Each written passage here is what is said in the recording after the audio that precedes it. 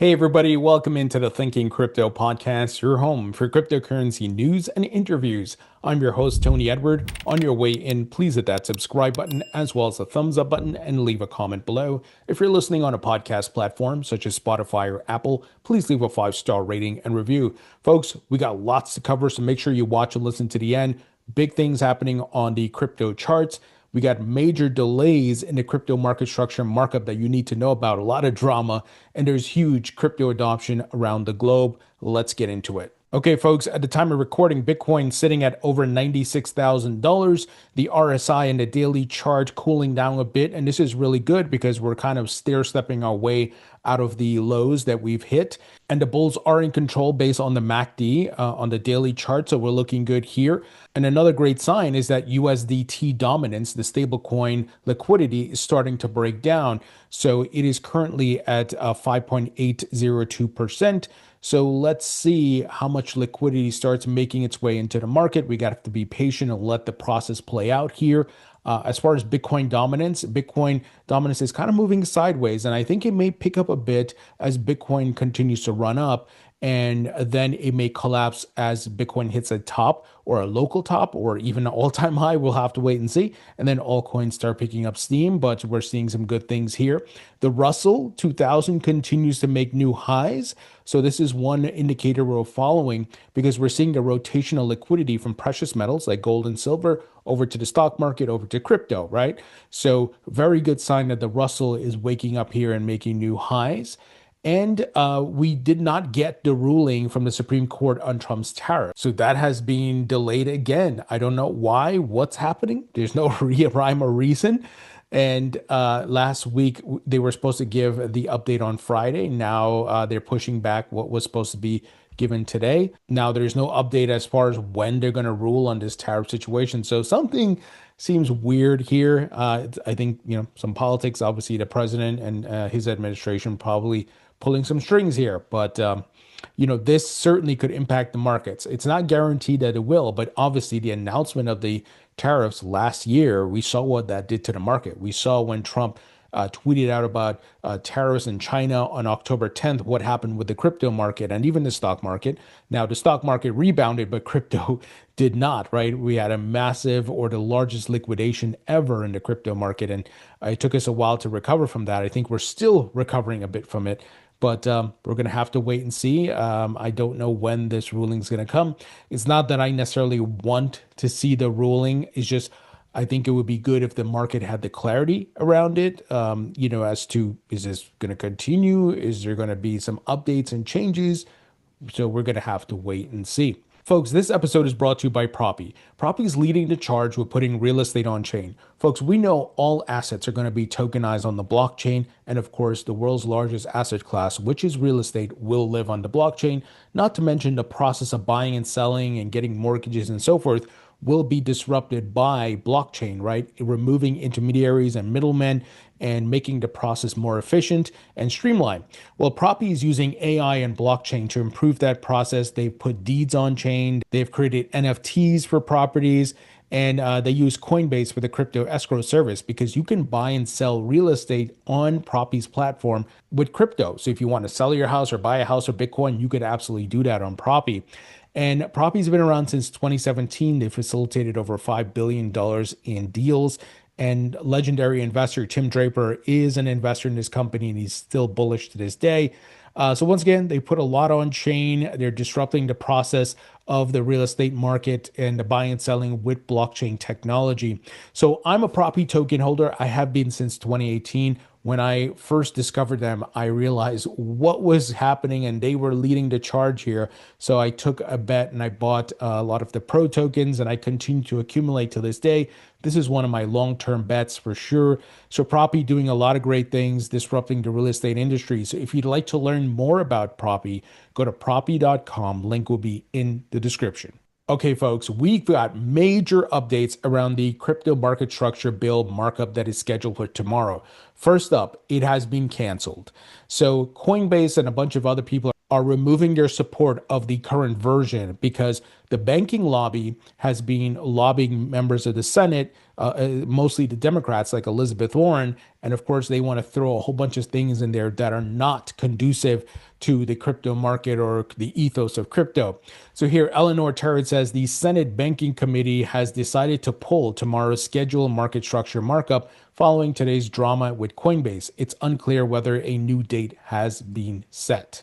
So we're going to have to wait and see. But the main player in pushing back on this Senate banking draft text was Coinbase. And Coinbase CEO Brian Armstrong weighed in on this, and he posted a thread on X. He says, after reviewing the Senate banking draft text over the last 48 hours, Coinbase unfortunately can't support the bill as written. There are too many issues, including a de facto ban on tokenized equities, DeFi prohibitions, giving the government unlimited access to your financial records and removing your right to privacy, erosion of the CFTC's authority, stifling innovation and making it subservient to the SEC, draft amendments that would kill rewards on stablecoins, allowing banks to ban their competition.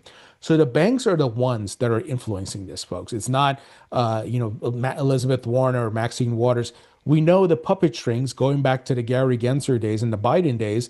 Elizabeth Warren teaming up with Jamie Dimon and the other bankers, right? She's getting lobbied hard, getting those fat checks, like I've been saying. And of course, she's pushing the bank's agenda. Brian continued saying, we appreciate all the hard work by the members of the Senate to reach a bipartisan outcome, but this version would be materially worse than the current status quo. We'd rather have no bill than a bad bill. I absolutely agree with that. Hopefully, we can all get a better draft. We'll keep fighting for all Americans and for economic freedom. Crypto needs to be treated on a level playing field with the rest of financial services so we can build this industry in a safe and trusted way in America. He says, I'm actually quite optimistic that we will get to the right outcome with continued effort. We will keep showing up and working with everyone to get there. Now, like I've been saying in the past couple podcasts, the sausage making here, it's ugly. Not everyone can handle how the sausage is made. They like the end product, right? So this is government, folks. And look, there's going to be lobbying, and we know the banks are trying to control crypto. We see they're building with crypto and they're tokenizing and they're doing custody and ETFs and much more.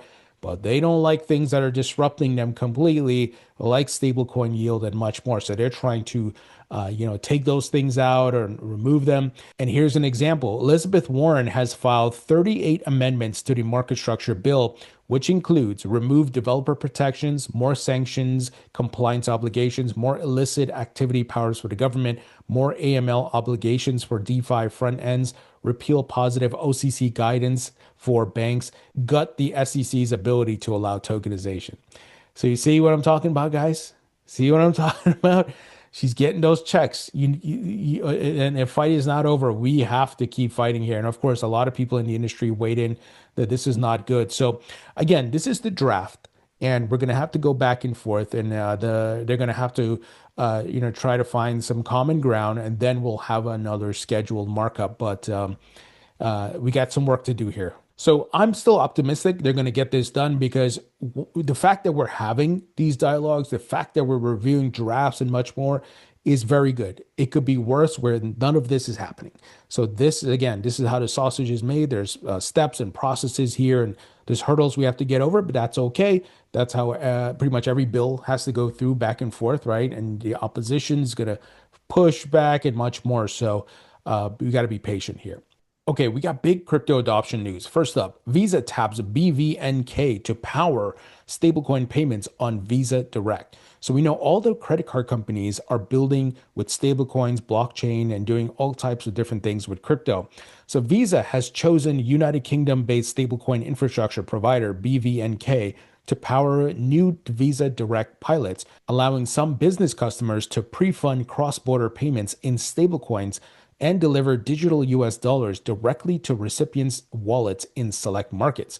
The partnership announced Wednesday builds on Visa's earlier stablecoin experiments, including on-chain settlement tests with USDC on networks like Ethereum and Solana.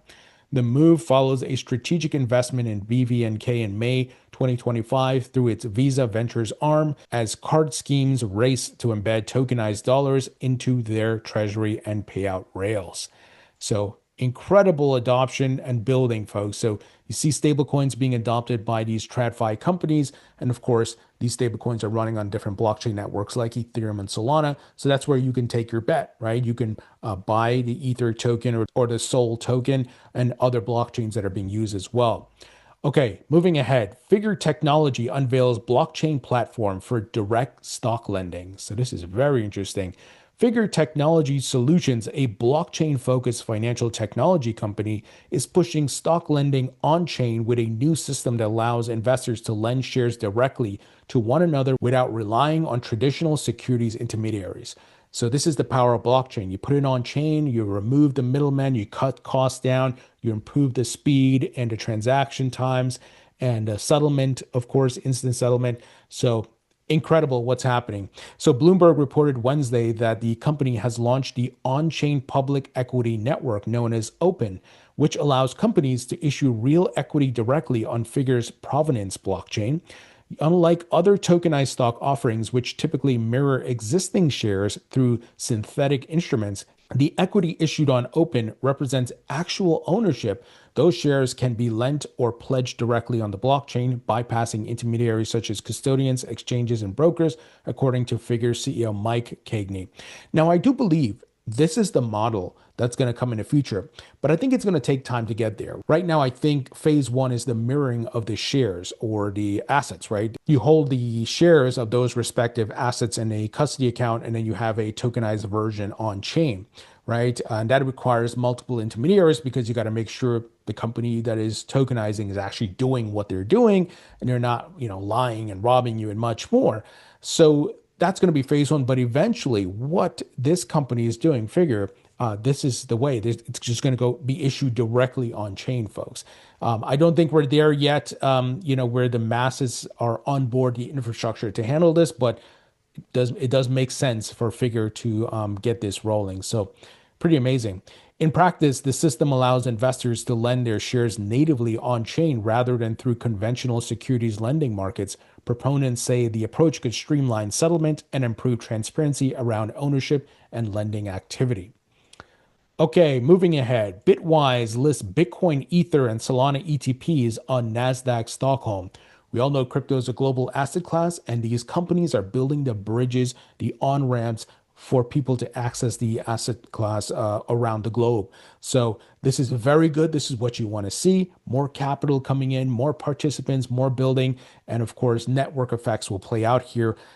We've often talked about network effects over the years, and this is what helps drive the value of blockchain networks.